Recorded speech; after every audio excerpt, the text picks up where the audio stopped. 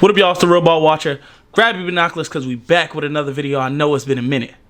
It took me 20 minutes to set up this camera and figure out, dang, how do I want to record this? I did this intro 10 times, but we back. We back talking about players, the bread and butter of this channel. Back breaking down players, seeing how they translate to the NFL. I know the preseason coming up. Might have some preseason content. We'll see. But for the next 2 weeks, I want to talk about one dude. Travis Hunter. And what we're going to establish is Travis Hunter a wide receiver primarily or a corner? I don't think he'll be both. Maybe best case scenario for Travis Hunter, he could play a little bit of snaps on one side and then be primarily the other one. So we're going to look at it from that perspective. Is he primarily a receiver, primarily a corner at the next level? Which one is he better at? Let's get into it right now. So today, we're going to cover his breakdown, his film, all that as a receiver. Now, Travis Hunter, little boy. I don't know, those weight requirements or weight listings look wrong. They got him at 6'1", 185, but little boy. You can see it in his slender frame. But anyways, 2022. I don't know why it's so hard to find kind of stats on him when he was at JSU. I don't know what it is, but it's hard to find accurate stats. It's a couple different websites that have different numbers. But from what I've gathered, forgive me if this is wrong. It's not on me. I did as much research as I could. 2022, 9 games played. 18 catches, 188 yards, 4 tutties. Not much, it seems like, but he was playing both sides of the ball. Then he transferred to Colorado with Prime, with Shador, Shiloh, all those guys. Came to Colorado, played in some big-time football, Power 5 conference, which now there's only 4 power conferences. But 9 games played, 57 catches, 721 yards, and 5 tutties. That's with an injury that kept him sidelined for, I want to say, 3-4 games. But really good stats for a sophomore, second-year player, especially playing at that big of a level for the first time. So now let's get into the stuff that's, his strengths and things like that. Now, if this video is long-winded, forgive me, because I want to say a lot. Now, first thing that you notice, sorry for moving the mic. First thing that you notice, his release packages.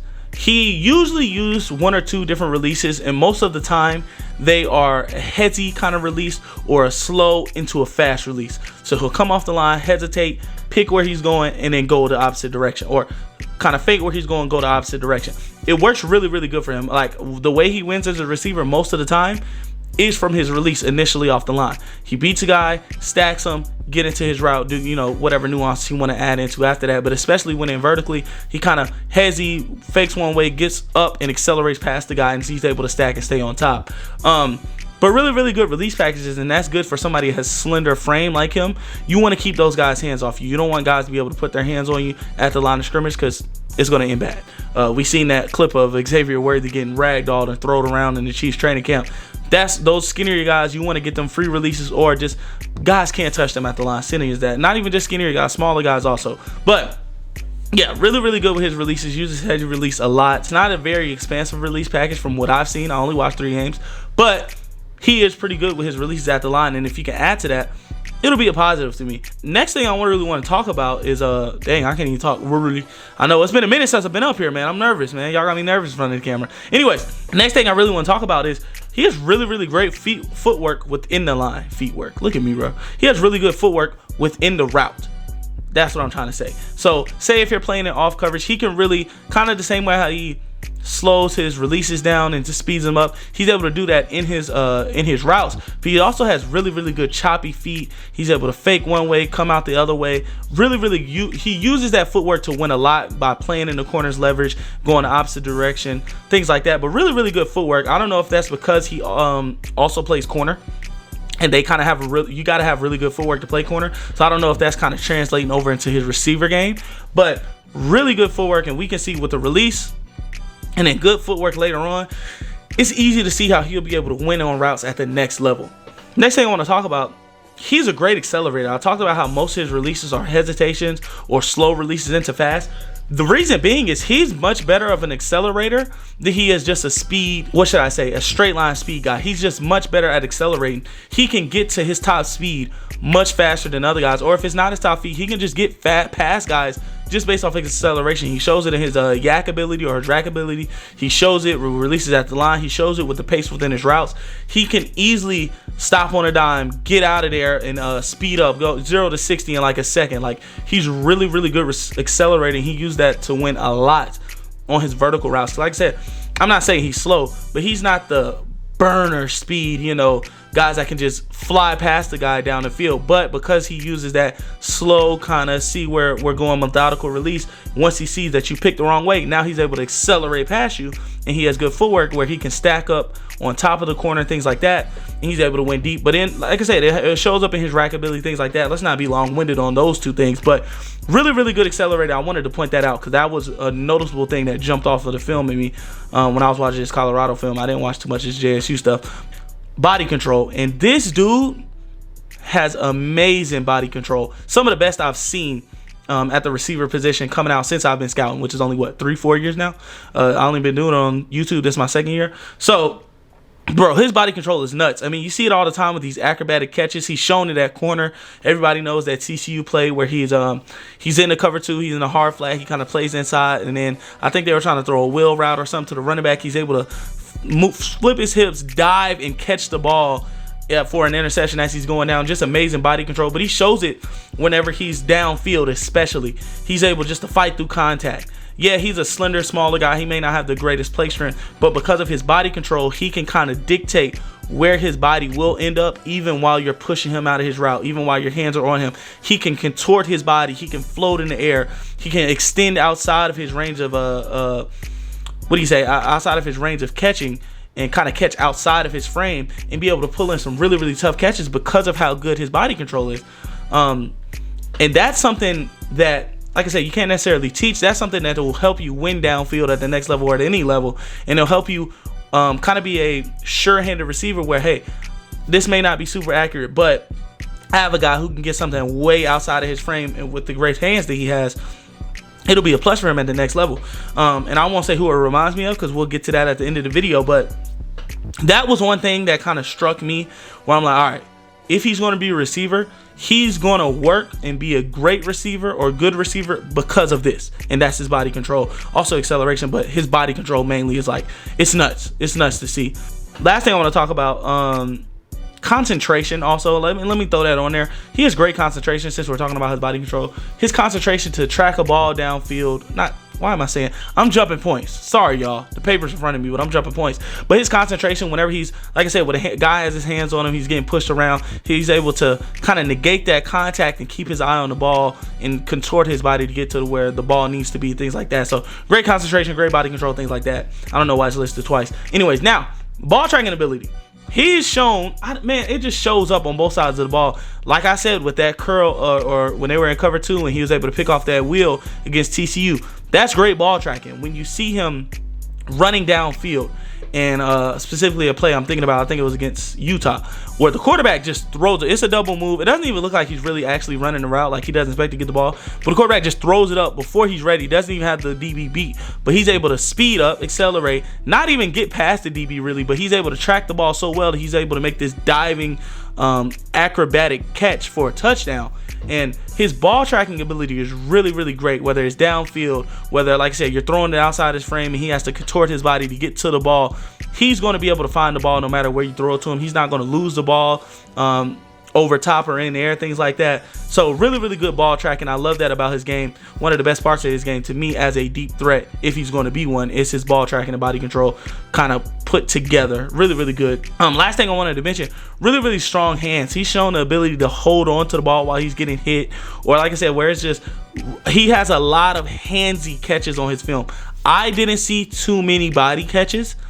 Once again, I only watched 3 games. I mean, he only played 9, but I only watched 3 games of his Colorado film. But I didn't see much body catches. I've seen a lot of catches where he's using all his hands, where he's kind of reaching down, lower to the ground, using his hands. He's diving for the ball, like I just mentioned in the last play before this, and using his hands. He's a really, really strong hands catcher. And like I said, even though he's a smaller, not a super strong play strength guy, even when guys are pushing through, kind of moving him around, ragdolling him, he's still able to get his hands on the ball and keep it there. Like, he's not, of course he has passes that are broke up, but there are a lot of passes where you expect a skinny guy like him, like, oh, he's going to drop that, but he holds on to it. So really, really strong hands. But that's all I have for right now. So let's get into the stuff that's not necessarily his game. But for the stuff that's not necessarily Travis's game, first thing we're going to start is play strength. Simply as that, you've seen him at the line of scrimmage when some guys finally do get their hands on him. He's small. they're going to push him and jam him at the line and get him stuck up there. He's not going to be able to get into his route. Also, I talked about his body control and his concentration and be able to catch through those contested catches. In those contested catches, he's still getting pushed around and moved around. He just has the amazing body control to make up for it once he's in the air. He can contort his body back towards the ball, things like that. But he's getting pushed around at the end of the day. His play strength is not great. You're going to want him getting to the weight room and bulk up, but you also don't want him to lose his elusiveness and the body control he does have and his acceleration by getting much bigger, you know. So it's kind of a well-balanced thing, but he needs better core and play strength. Simple as that. You got to have that in your game, especially if you're going to be an outside receiver, which I don't think he'll be much of a slot guy because of the next point, lack of blazing speed. I mean, he is a good route runner, so if he is from the slot, he'll kind of be like a possession slot guy. He doesn't blaze over the top. Like, he's not a flanker. You're not going to have him flanking, running, you know, taking the safety apart to open up the defense. That's not necessarily his game. So you want him playing on the outside. And due to his lack of play strength, his slender build and things like that, a lot of guys, you know, look at Xavier Worthy, you combat that with just blazing speed where he can just run past you. I don't necessarily see that in Travis's game where he's just this blazing speed. He's not slow. He's not slow. I'm sure he'll run somewhere in the 4.4s. I don't think he's a 4.5 guy. But for his build, for his slenderness, for the lack of play strength, a lot of guys, you want them to combat that with just being so much faster than everybody that they have to play off. So you can't come to the line and press me, because if you miss, I'm gone. It's 6. He's not one of those guys. He does have speed to win downfield. Mainly he wins with his acceleration, but even when he wins downfield, he's not beating guys by 2-3 yards. Let alone 4, 5, 6, you know, guys like Worthy is doing. He's not even beating guys by 2-3 yards. He might have a step on a guy and he's able to, you know, make a contested catch, things like that downfield. But he's not blazing past guys most of the time. And that could be an issue when you have such bad play strength and such a slender build, things like that. Last thing, I don't think his yak will translate the way that it does into the college game. Now, he's not a super insane yak threat, but there was some impressive plays where I'm like, all right, well, he's showing his elusiveness to make a guy miss or slip off of him. He's kind of getting an extra 4 or 5 yards. But then again, he's playing in the Pac-12, and then again, he's playing against amateur players. Guys in the NFL are a lot stronger and a lot better at tackling and a lot faster. So for a guy that doesn't have this blazing speed, who's kind of just this slippery, elusive guy, but also super bad play strength, not bad play strength, but not great play strength and a slender build, I don't know if his yak ability will translate to the next level. So now you're just looking at a guy where he's basically a possession receiver, but he doesn't have a lot of speed to beat guys either, so he's not much of a deep threat. So what can he really beat? I'm not saying that he won't get any yak. Of course, if he has a room to run, he's going to be able to run, but a lot of the tight spaces that I've seen him in whenever he was playing for Colorado, where he's able to, spin off of this guy, make this guy miss, stiff arm this guy, and, you know, get an extra 4 or 5 yards. I don't think he'll be able to do that in the NFL, especially at his build and his strength now. Last 2 points, splitting reps. I've seen a lot of this be mentioned, and I think it is a valid point. Splitting reps so much at corner and wide receiver will inevitably hurt your development at one of those positions, probably at both, because you're not getting as much refinement and as much attention to the positions that to the position that you'll primarily be playing. So that could be a talking point. I don't necessarily think it would prevent me from drafting him or moving down my board because of that, but it is something to, you know, make a point of. Last thing, injury concerns. Such a slender guy, such a small guy. He showed where he got hit one time against Colorado State, and I think he like punctured his lung or something crazy like that, and he was out for 3-4 games. It wasn't even some insane crazy hit like that. So there is a concern with his injuries, or his injury luck at the next level because of how slender and small he is. And then on top of that, how many snaps he's playing. He's playing so many snaps. Will he be burnt out when he get to the league? Will he have so many soft tissue injuries and things like that because he's playing so many snaps in the college realm that he won't be able to stay healthy at the next level? That's something you got to know. But that's all I got for the stuff that's not necessarily his game from what I've seen from the 3 games that I've watched. Comment if you know any more. Comment if you want any other strengths. But let's get into this player builder right quick. Now, a new portion of these videos I want to add. I'm going to add a couple stuff this year, but the one I wanted to add specifically for this video, I'll leave a couple of other things out, is his role. I think his role, like I said, I don't think he's a slot receiver. I don't think he's an X alpha outside receiver either. He's going to be a Z receiver. He's going to be your second option kind of guy that is going to get a lot more off coverage than your X guy. He's kind of your better route runner, things like that. He's going to be a Z receiver at the next level if he is going to be a primary receiver. And today we simply built a polished route technician. That's what I see in his game. I see a lot of good footwork and a lot of good polished routes. I see a lot of good fundamentals when it comes to the wide receiver position, also a lot of natural talent, but he's not some amazing athlete. He's not some amazing yards after catch threat. He's not that guy. He's just a good route runner who has really, really good hands, great acceleration, and great body control.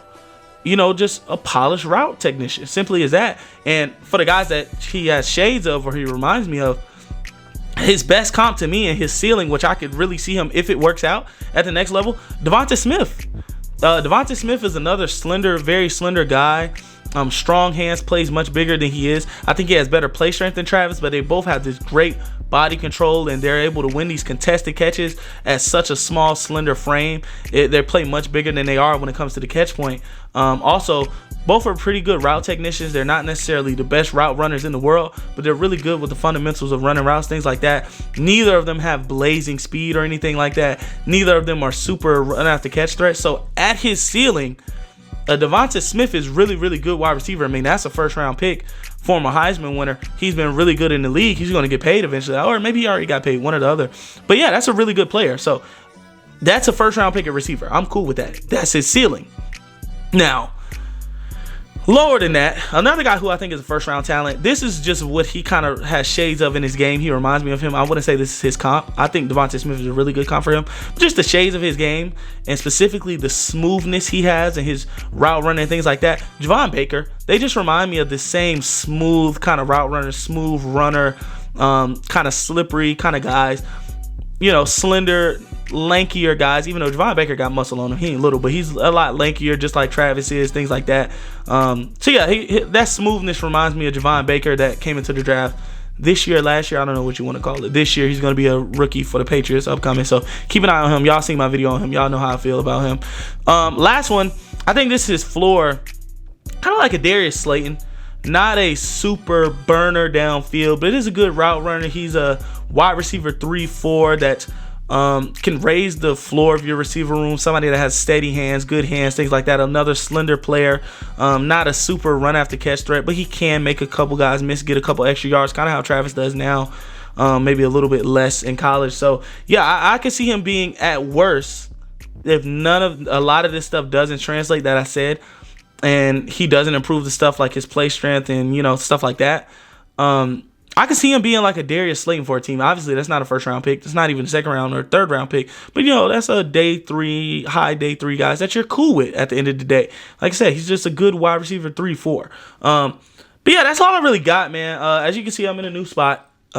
Sadly, I have left my old apartment that y'all know and love, which y'all are used to. I won't be there anymore. I moved out because this is my last semester at the illustrious North Carolina A&T. Oh, man, it's bittersweet. I'm ready to go, but I'm going to miss it so much. So most of my classes are online, so I moved back home to Charlotte, where I'm from. So yeah, y'all won't see that anymore. Hopefully, I wanted my setup to look better than this. I don't want it to be this ugly color and then just black TV. So I'll figure something out for y'all, but yeah, man, that's the life update. That's why I've been gone from the channel, kind of been focused on summer classes, but we back, man. Next week, we're going to focus on Travis at corner. So like, comment, subscribe, do all the YouTube stuff. Put me back in the algorithm. Put up your binoculars. We done. I'll see you next week.